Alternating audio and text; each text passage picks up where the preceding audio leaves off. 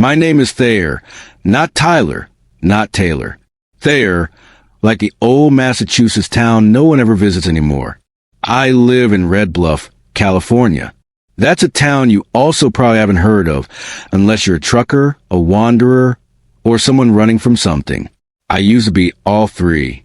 Now, I'm just a florist with trembling hands and a secret. That secret wore a navy tux on a windy April morning. That secret had a smile that made priests pause in mid-sermon. That secret, his name is Elwood Foster. And on the day he married Maeve, I was standing 2 rows from the altar, wondering how I had become the sin stitched between every vow he spoke. Loudspeaker before we go too deep. Please, like this video, share it with someone who understands complicated love, and subscribe to the channel. Leave a comment and tell us where in the world you're watching from. This story is about heartbreak, heat, and hope, and if it stirs something in you, don't keep it to yourself. We pour soul into these stories for people like you. Don't be a ghost. Make your presence known below. Red Heart. Now, back to Elwood and that damn tuxedo. He looked like he'd been sculpted from lake water and grit. Nothing too pretty, just real enough to drown you. His dark brown hair had silver licks from stress and sun. His skin kissed golden from years of cattle auctions and outdoor weddings. And his eyes, God, those eyes. Storm-brewed gray. The kind you only see before a tornado. We met on a dare. I was hired to do flowers for his sister's funeral. He was the man who caught me crying in the church bathroom afterward. Sleeves rolled up, chewing on a toothpick, and asking if carnations ever made me nauseous. I told him yes. He told me he was allergic to lilies. We laughed. I should have walked away. Instead, I offered him a ride home because his cousin was drunk. He invited me inside to see the trout he'd caught. I stayed. That night, he touched the back of my neck and said, "You feel like early spring." 2 weeks later, we were kissing the back of his old Bronco, whispering apologies to the stars. It wasn't supposed to last. I told myself that 1,000 times.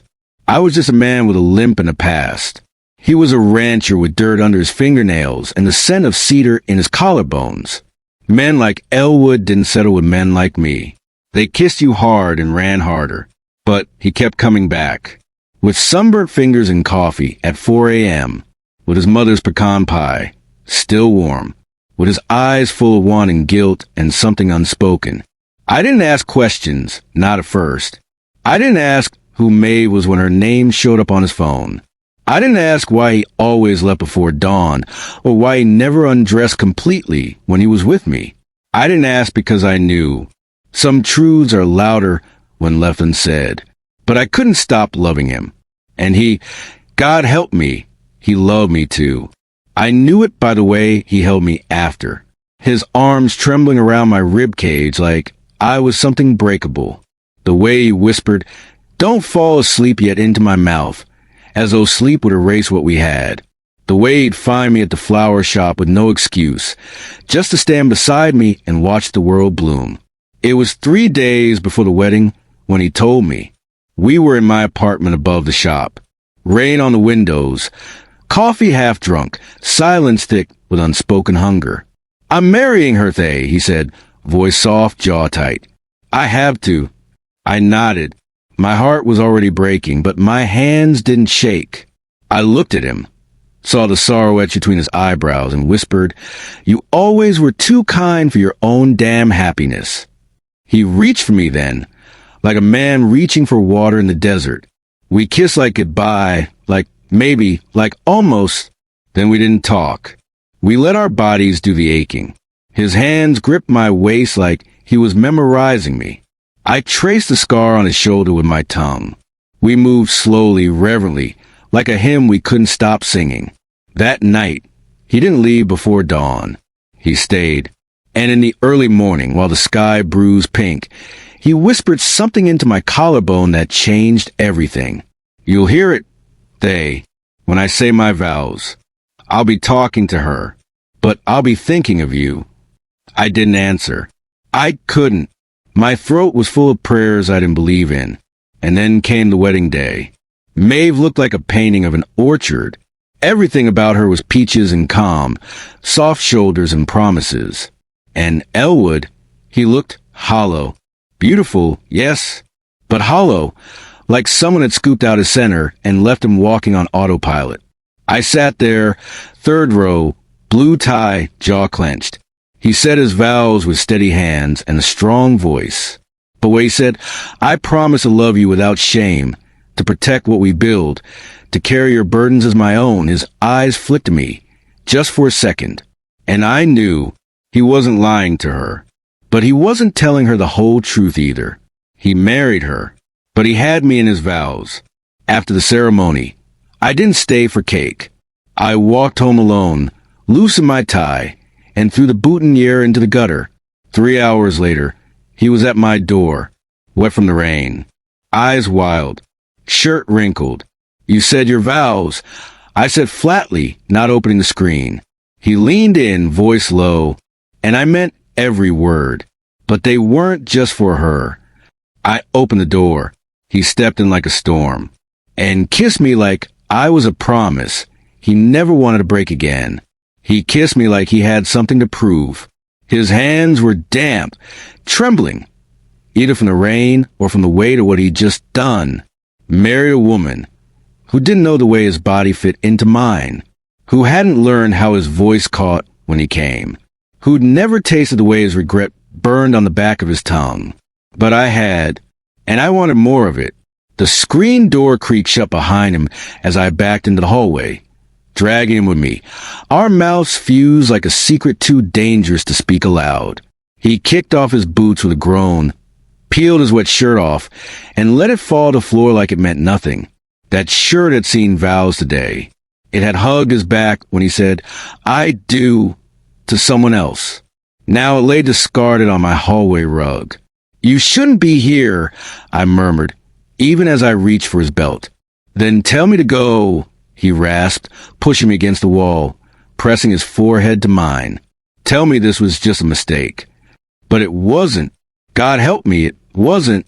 He kissed me again, rough, urgent, like he was trying to unmake every minute that had passed without me in his arms. Our bodies collided in aching recognition. I could feel the heat rising off him like smoke, his knee pressed against my thigh, desperate, hungry. We didn't make it to the bedroom. I turned him around and pushed him against the hallway wall, fingers already at the buttons of his trousers. He moaned into my neck, hips twitching, chest rising fast. You're shaking, I said softly, running my hand over his bare skin. You ever love two people at once, eh? He whispered, voice catching. Feels like I'm splitting in half. I didn't answer. I kissed the hollow of his throat and slid down to my knees. The hallway was narrow and dim, the light from the living room casting shadows across his bare stomach. I looked up at him, his jaw tight, his eyes closed, one hand braced against the wall. Then I reached for him, slowly, reverently. He gasped when I touched him, one of those ragged sounds that hit your spine like a match. I held him in my hands like he was breakable, like he was sacred. And maybe he was. A man torn in two, standing in the house of the one he couldn't stay away from, freshly married and already betraying. But in that moment, all I could feel was want. My mouth found him, and he cried out, low and guttural. I sucked him in slowly, letting every inch drag across my tongue.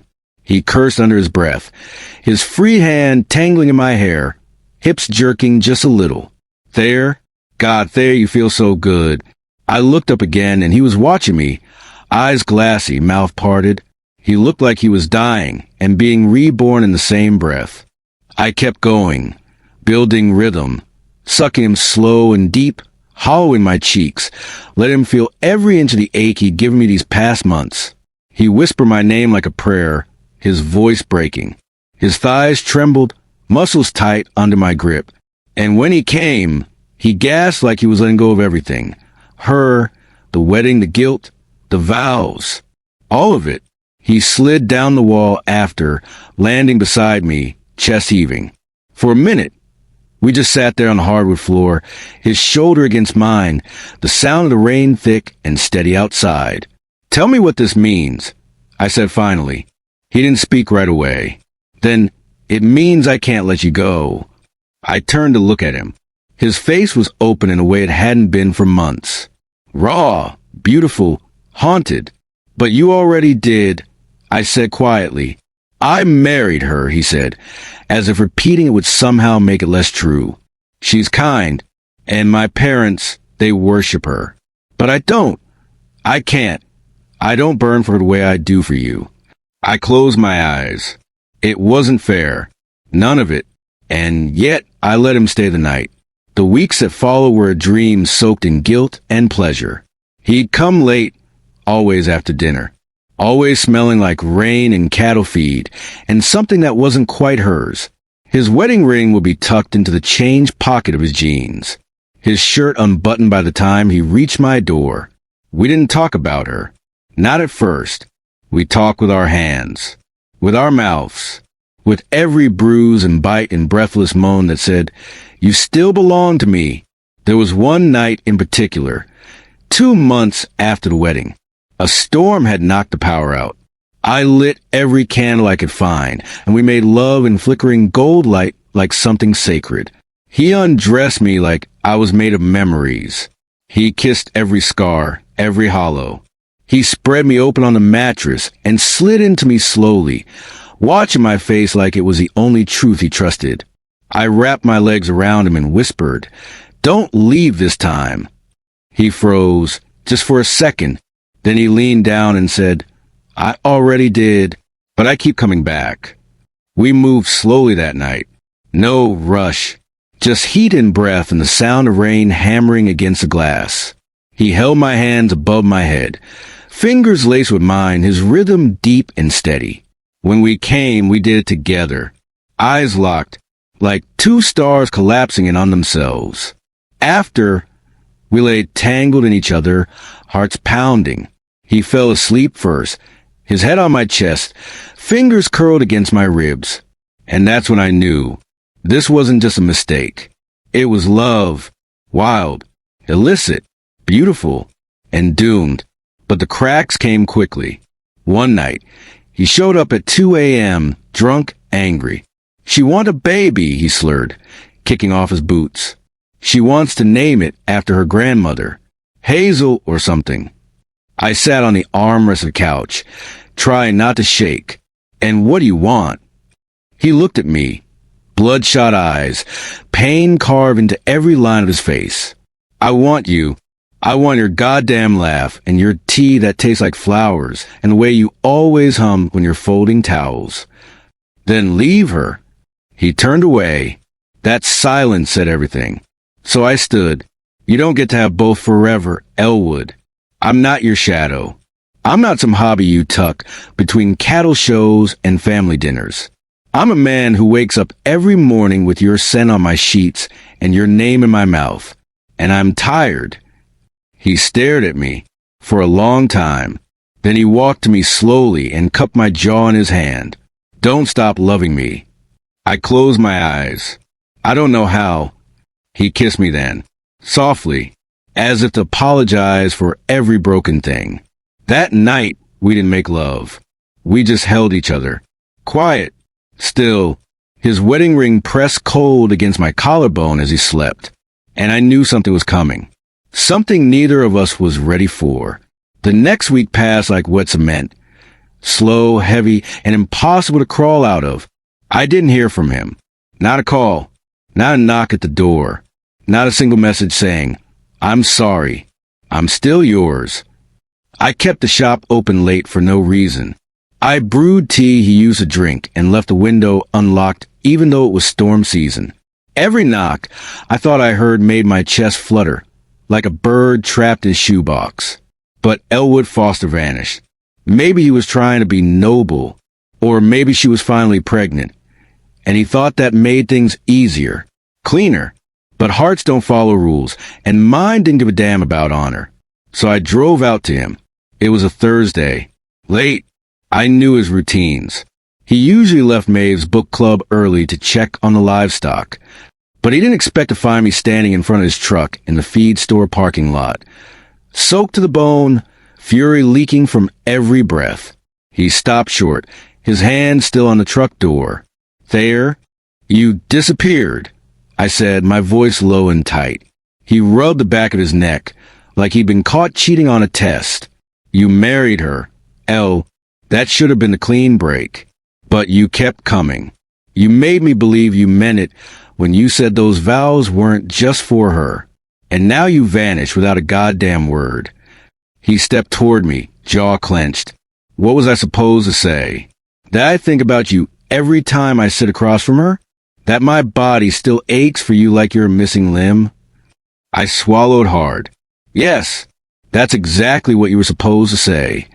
We stood in silence, the rain hammering the roof of the truck. His eyes burned with regret. Mine were full of everything else. Then he reached for my face, gently cupping my cheek with his calloused palm. I'm sorry, he whispered. I didn't know how to not love you. I exhaled, shaky, tired, still hopelessly his. We didn't speak again until we were in a hotel room 20 miles out under a different name. The room was cheap, but it didn't matter. He backed me into bed like a man who'd survived a shipwreck and needed to taste land again. Our mouths clashed, teeth and breath, rough and messy and soaked with longing. His jacket hit the floor. My shirt followed. We stripped each other like we were digging for salvation beneath layers of guilt. When his hand slid down the waistband of my jeans, I gasped. God, I missed this, he murmured into my neck. I reached down and found him already hard, thick, hot, and twitching in my palm. You miss me, I corrected, wrapping my fingers around him and giving one slow, deliberate stroke. He shuddered. Say it again. You miss me, Elwood. I squeezed. The way I kiss. The way I moan. The way I let you in like no one else ever could. He groaned and flipped me onto the bed, tearing my jeans off with one hand, dragging his mouth down my chest. I gasped when his teeth grazed my nipple. You don't get to disappear, I whispered, grabbing his hair. Not after everything. I won't, he said between kisses. Not again. Then he was between my legs, tongue teasing, tasting, worshipping every inch like it was sacred ground. My back arched. I cried out, fingers gripping the sheets. Don't stop, Elle. Please, God, please don't stop. He didn't. He devoured me like he hadn't eaten in weeks, his mouth slow and devastating. He pushed me to the edge, held me there, then pulled back just long enough to drive me mad. I want you inside me, I whispered, breathless. He rose, kissed me hard, then slicked himself with trembling fingers. And when he entered me, slow, steady eyes locked on mine, I felt everything, not just the pleasure, the pain, the love, the loss, the ache of two people who'd spent years pretending they could survive apart. He moved inside me with reverence. Every thrust was deep and slow, like a promise. He held my hips and whispered my name with every exhale. Thayer, Thayer. I wrapped my legs around him, pulled him deeper, faster. I begged. He obeyed. The bed creaked. Our bodies collided. Sweat slicked our skin. My nails dug into his shoulders as the pressure built between us. When we came, it was together, loud, raw, unfiltered. His name tore from my throat, mine from his. He collapsed beside me, gasping, his hand still tangled in mine. We didn't speak for minutes, just breathed, just existed. In the soft glow of the motel lamp, his face looked different, lighter, like the war inside him had paused for once. I don't know how to leave her, he said finally, but I don't know how to stop needing you either. I looked at him, really looked. Then maybe it's not about choosing her or me. Maybe it's about choosing you and being honest about who that is. He turned toward me, his brow furrowed. Who do you think I am? You're the man who kissed me like he'd die without it, who stayed the night before his wedding, who cried into my chest after the funeral and asked if flowers ever made me sick. You're a man who loves me, Elwood, but you're also a man who's scared. I don't want to lose you. Then stop pretending you haven't already. His eyes filled with tears. And for once, he didn't hide them. We lay there, skin to skin, as the air conditioner rattled and the world outside kept spinning. Somewhere, May was probably asleep, her fingers curled around a pillow that smelled like a man who wasn't really hers. And me? I was holding him, but not really keeping him. Not yet. Not for real. 3 days later, Maeve showed up at my flower shop. She didn't scream, didn't slap me. She walked in wearing a pale blue dress and sunglasses too large for her small face. She stood by the tulips, brushing her fingers along their stems like she was reading Braille. "I never liked lilies either," she said softly, her voice almost musical. "They smell like grief." My heart plummeted. "Maeve." She looked up and smiled, not a kind smile, not cruel either, just knowing. "I used to think love meant being the only one," she went on, "that if a man's heart even flinched for someone else, it meant he never loved me at all. But maybe that's not fair. People are messier than vows, and love doesn't always obey." I didn't say anything. She walked closer, pausing just feet from the counter. "I've seen the way he looks at you, like he's holding his breath, like his whole body forgets how to move unless you're near." Tears burned at the corners of my eyes. "I didn't come to fight," she whispered. "I came to say I'm letting him go." My chest tightened. "Why?" She laughed, soft and broken. "Because if he stays, he'll drown trying to keep both of us afloat. And I won't spend my life watching a man look through me." I stepped around the counter. "Maeve, I never wanted to hurt you." "I know," she said. "That's why I don't hate you." She reached into her purse, pulled out a ring, and set it on the counter. "Tell him he left it on the dresser," she said, and then, without another word, she walked out of my life.